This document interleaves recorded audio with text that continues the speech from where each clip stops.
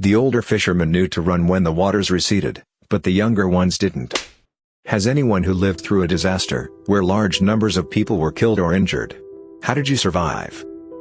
On a summer evening in 2012 I survived the Aurora Theater shooting.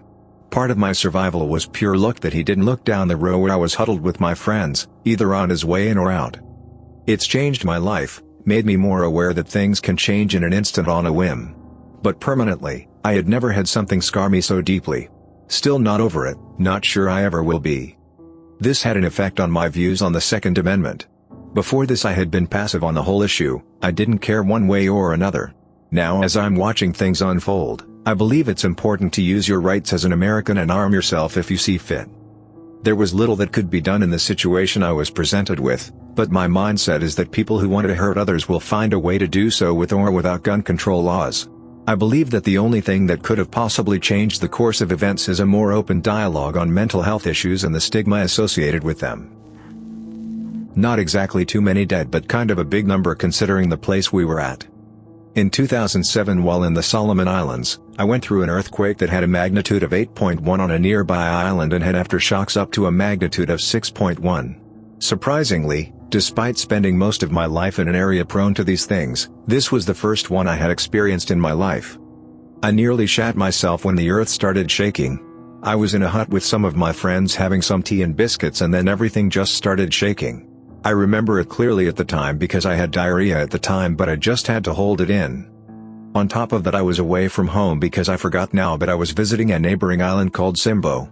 So as soon as I felt the earthquake, I was simply like, F that, I'm going into the mountains to avoid a tsunami. It was a massive trek, and trust me, I did not stop to have a break, but I did it for the sake of my life. When you're in danger, the adrenaline is insane. I've been told ever since I was young that if the earth moves, you run up to the mountains. Some people decided to stay in their houses near the seashore because they thought that everything would be fine, but seriously, nothing is ever fine in these moments. Most of us got up there, but those who stayed behind got severely injured or killed. Complete villages were destroyed that were on the side of the sea. The thing is, people always forget what happens. Sure, with technology improving we can be warned before it happens, but your whole house been destroyed is still not worth it for a nice view. Heaps of houses were destroyed, and God, it was awful. The cleanup is the worst part though. The moral of this story is whenever the earth moves, you run up that mountain. 2004 tsunami in Sri Lanka. Estimated 280,000 killed or missing. I have pretty bad anxiety and stress from it. Basically, we'd gone to Thailand and Sri Lanka for the Christmas holiday. My brothers and I spent a good few weeks bumming around Bangkok and the Ko Islands, and then met up with our family for the Sri Lankan leg. We stayed at my aunt's place in Tangala, which is at the very bottom right of the island for a reference, before deciding we wanted to head up to Adam's Peak the next morning to see the sacred footprint, Buddha's footprint. So we arranged a car that evening and all went to bed. I can't remember exactly what time it was, but my brothers and I all woke up between 2 to 3 a.m. due to hearing the windows rattle. If you've ever grown up in a place that gets earthquakes, like California, you're used to this. But in Sri Lanka this felt really out of place, as though an 18-wheeler and barreled on by, which obviously they don't have there. We shrugged it off, went back to sleep, and then got up about 6:30 in the morning to get ready for our trip. Before leaving Tangal, my younger brother's friend wanted to email his parents, so he went down to the internet cafe. He'd been gone for a while, so I went to check on him. Apparently he'd been sitting there for quite a while just trying to connect to the internet but failing hard at it, so I persuaded him to just give up and get in the car. We start driving down the coast to hit the main road that would take us up to Adam's Peak when our driver gets dead silent and cranks up the radio and starts to go faster. We're all wonder what the hell is going on when he just says, "Wave. Wave, wave," and then floors it up the connecting road to get inland. What we didn't know was that the wave was about 200 yards behind us, taking out pretty much everything. We finally made it up to Kandy, booked a hotel with dozens of other people, and stared at the news reports of dead floating bodies, trains strewn everywhere, and everything we had just driven past gone. Two of the major reasons a lot of people had died in Sri Lanka is because it was Poya Day, the day of Buddhist pilgrimage, so the trains were overcrowded with people going down the coast to catch another train going inland to visit the sacred temples. A lot of the older fishermen knew to run when the waters receded, but the younger ones didn't. They looked at it as a sign from the heavens and ran out into where the ocean was, to grab all the dying and flapping fish. Anyway, to this day I have pretty bad anxiety. I hate being in crowded places, or around loud people, music, things, or even simply sitting anywhere but in the aisle seat of an airplane or at a restaurant. So life goes. On April 16, 2007, during my freshman year of college at Virginia Tech, one of the worst school shootings in history occurred. I was in McBride, a math building right next to Norris Hall. I could jump to the Norris Hall doors from McBride. I still had no idea what was happening when my class ended around 10 a.m., yet our teacher told us to just go back to our dorms and not go anywhere because a shooting happened earlier in the day on campus at West AJ, one of the residence halls. On our way out of the class, we were met by a cop with an M4, or a shotgun, yelling at us to stay inside and not come out. The sheer terror in his eyes still haunts me. For the next 6 hours, I watched as students jumped from windows and were hauled out of the building, some moving, some not. Police SUVs were doubling as ambulances for a while, and soon just a row of ambulances had pulled up waiting to take the dead and injured away. I stayed on campus after this happened. I didn't attend classes as we did not have to, and used the next month of time as a way to get closer with the people who were on campus, and help my friends heal. Lots of therapy got me through that one. It's still hard for me to not enter a classroom and immediately look at the windows to see if I can jump out, the door to see if it locks, or if there are alternative exits that you can use. The worst part about this was the political movement that came afterwards. Reporters stopping me for any kind of statement and then twisting it as much as possible to fit their agenda. Religious zealots handing out pamphlets and yelling in megaphones saying we deserved the terror that occurred to us, and that it was our fault. Every year on the anniversary, they would come back to campus. In the end, I now am a PhD student. I've used this experience to motivate me to achieve the most I can, and to help others unlock their potential. I've got a couple. Some direct, some not. On April 19, 1995 I was 4 years old and at a preschool around 6 miles west of the Murrah building. I distinctly remember hearing what sounded like distant thunder, then the ground shook. All of us ran to the window and could see smoke from that direction. I remember a teacher coming into the room and telling the other adults that the Murrah building had been bombed.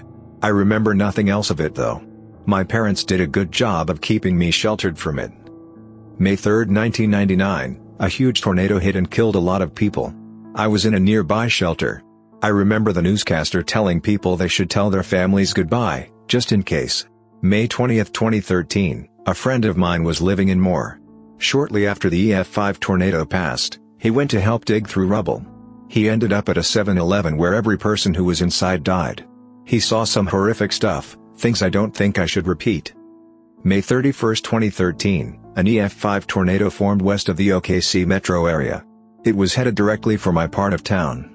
My parents, my daughter and I took all of the dogs to our neighbor's shelter, prepared for the absolute worst case scenario. Just as it was getting within a couple of miles it turned south. It missed my husband's workplace by a block, and he was there at the time. His friend was also killed when he took shelter in a drainage ditch. There was a flash flood and he and a bunch of his family drowned. I was in my office at the Pentagon when a plane crashed into the building. I was in the E-ring, just round the corner from where the plane hit. It was a pretty orderly evacuation. They sent everyone out onto the parade grounds outside the building, which was on the opposite side of the impact. I survived because of the fact that the location of impact, while only about 200 yards from my office, happened in the empty wedge of the building that had recently wrapped up renovations that included new blast doors and walls, all new windows, and reinforced framing throughout that section. Our office was scheduled to move into the new section in the following month. By the way, it was a plane. Any missile big enough to leave a hole the size of the one the plane left, would have obliterated a much larger section of that building. As a side note, if that guy had nosed down into the central courtyard, we might not be having this conversation. I was very close to World Trade Center on September 11th. I was on the 9th floor of 222 Broadway facing World Trade. I was so close that after the first plane hit I had to crouch down in my window to see the impact site. Everybody was evacuated to the underground levels and sat tight. When the AC system was overwhelmed and the basement started filling up with smoke, I walked out and crossed into Brooklyn over the Manhattan Bridge, and hiked home for 3 hours. I was working at 222 Broadway. It was my first day in a new group so I wanted to get in earlier. I got on the queue, it was still the Express back then, on the Sheepshead Bay stop. The trains were running slow, so they kicked us off at Prospect Park stop and made us wait for the next train. Finally, A bit later than I wanted to, I got out of the train at Cortlandt Street. Didn't even bother to look at the towers to my left, made a right by the Marriott, and got to my building. My new bosses were smoking by the entrance. I talked with them for a few minutes and made my way up. I was on the 9th floor, with my back to the windows facing WTC. I booted up my computer and as I was loading Outlook I felt a massive explosion. The windows shook, as did the building. I ran to the window and saw a bunch of debris floating through the air and birds flying in crazy patterns. I looked down, and didn't see anything. I initially thought that it was a car bomb again. I crouched by my window and looked up, and that's when I saw the giant gaping hole in one of the towers, with flames coming out of it. I sat there for a few minutes, and went back to my desk.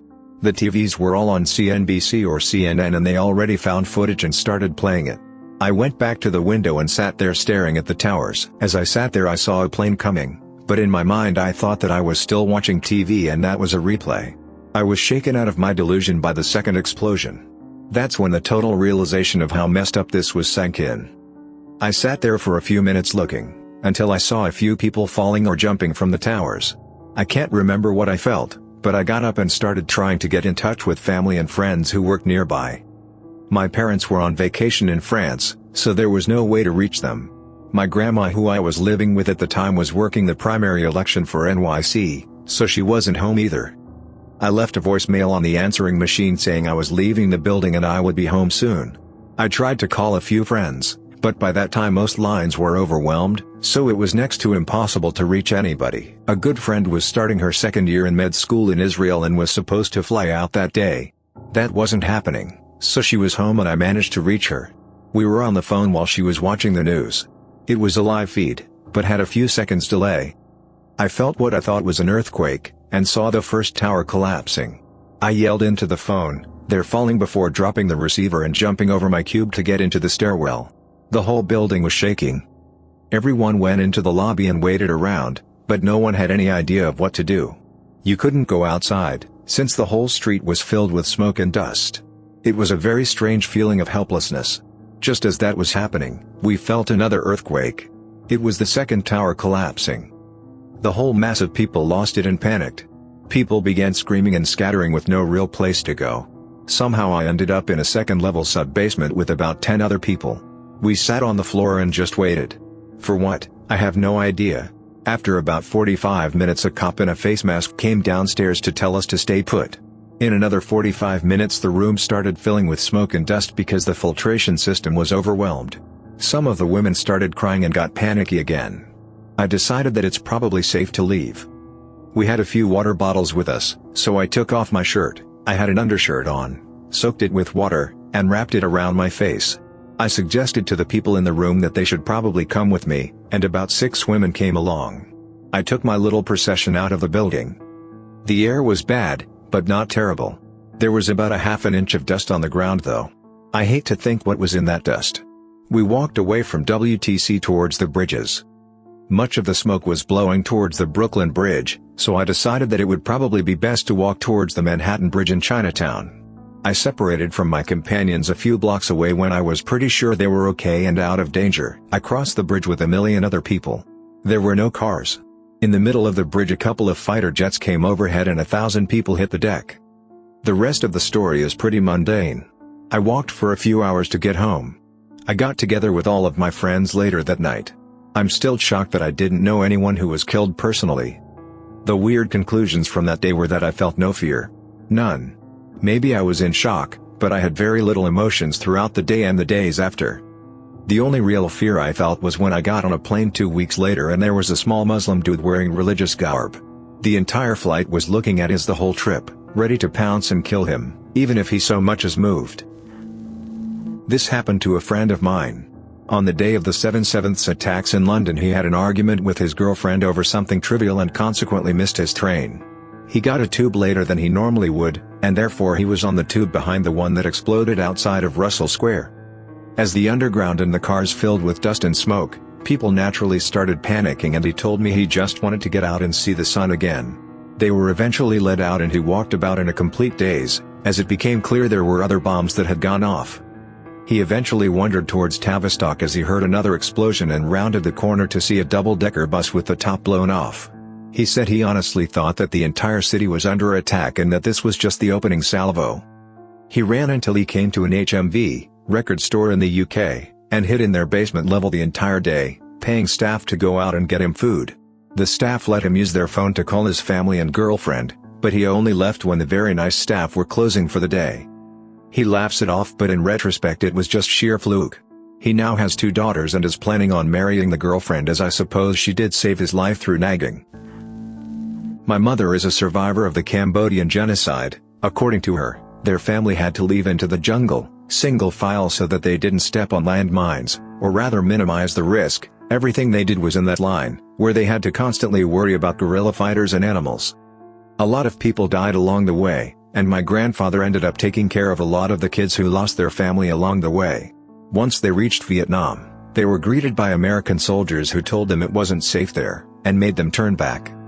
The second time they tried, they were greeted by the Red Cross, who were evacuating people into America. My grandfather took one of the buses and told the rest of my family to do the same. In the meantime, they waited in the relief camp. Unfortunately, by the time the rest of my family was able to get on the buses, the US decided they had enough refugees, and the buses stopped coming. My family stayed in Vietnam for 2 years. My mom said she begged for food, as the older members were too proud. In America, my grandfather started a business, and once he had enough money, he bought plane tickets so that our family could reunite. The children that my grandfather saved went their own way after that, but we still keep in contact. Recently we took a trip to Australia, and the man, who has a family now, thanked my grandfather profusely for saving his life. I deployed to Afghanistan in 2012. I was to be there for 9 months. Of course I did not want to go, but I joined the US Army 2 years prior and had to do what my country asked of me. On deployment I was a driver for our MRAP Max Pro Dash vehicle. Amazing vehicle, and state-of-the-art when it came to IED blasts. V-shaped hull, ISS upgraded suspension, and all the bells and whistles. I was in a team, like most standard Army men. In my truck I had myself, my gunner, my team leader, truck commander, and an extra passenger in the back for dismounting. Around the end of May of the deployment, I was told I would be taken out of my team and put into the Tactical Operations Center to help out for a few months because I don't know, I was just picked. So I obliged and did my new duty. Then July 8th came around. I was told I was being put back into my team and I would continue my driving role. Yes. I missed my team and I hated being left behind when missions came up. Our mission on July 8th was to move out in a 4-truck convoy and deliver personnel to one of our larger bases about 30 minutes drive away, so they may go home early. We packed all 4 Max Pros full, 7 people a truck. And then we got the trucks staged and ready to roll out of the front gate. I was turning on my truck when someone from the TOC came down and told me I was being pulled from this mission because the man in charge of the TOC needed my help with something. I didn't argue, thinking it was no big deal. It was a simple turn and burn to drop personnel off anyway, no biggie. So I wander back to the TOC. When I get inside, I find out my name was pulled from driving and added with another soldier from a different platoon in my place to drive my truck. I found out the reason I couldn't roll out was because I didn't finish my training duties to the person who would be replacing me. And since today's mission was a simple one, the man in charge said I should stay and finish training. I again did not argue. I watched from our raid camera as my squad of 4 trucks left our front gate. I watched them with the camera for 10 minutes in crystal clear HD vision as the improvised explosive device went off on the convoy. The explosive device hit the last vehicle of the convoy. My vehicle. My team's vehicle. My vehicle just got hit from an improvised explosive device. I ran out and got the man in charge and all the other operation personnel. 6 out of 7 in my truck died that day. 2 years ago. I still struggle sometimes with survivor's guilt. Like, why me? Why didn't I drive that day? Why was I saved? Who knows? Well, here is my experience. I was in India with my family while my father was on a business trip when I was a kid. We stayed in an amazing hotel, all paid for by my father's company. This was a 5-star hotel and better than any hotel room I have ever seen or stayed in. A new mall opened up by the hotel and I really wanted new shoes, so my mother took my brother and I there. When arriving there, I found out I had left my pair of socks back at the room. So we were forced to go back and get it. On the way back, we saw many police cars rushing in the direction we came from. Disregarding it, we went to the lobby and the police grabbed us and locked us in. It turned out that a bomb had gone off at the mall. The next day we discovered that the location was the bus stop directly in front of the shoe store. Going back and getting socks saved my life. My old boss, we'll call him Stan, was held hostage in some famous San Francisco hostage-taking scenario. The husband of one of his co-workers thought she was cheating with him with her boss, so he came in and shot the place up, killing everyone except Stan and one other person because the gunman only had one bullet left. So he took them as hostages and had a standoff for 4 days or so. Ended up killing himself with the last bullet. Somewhat funny part of the story, Stan is super gay, and during one of the phone calls with police he screamed in the background with a high-pitched feminine voice, so for 4 days the news was saying the gunman had taken 2 women hostage. Apparently it took some figuring out once the whole thing was over.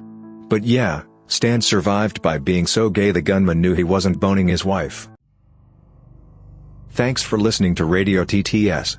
If you are new to the channel, and if you like these kind of videos, you might want to subscribe. Please share your own survivor stories in the comments below. And let us know which of these stories you like the most.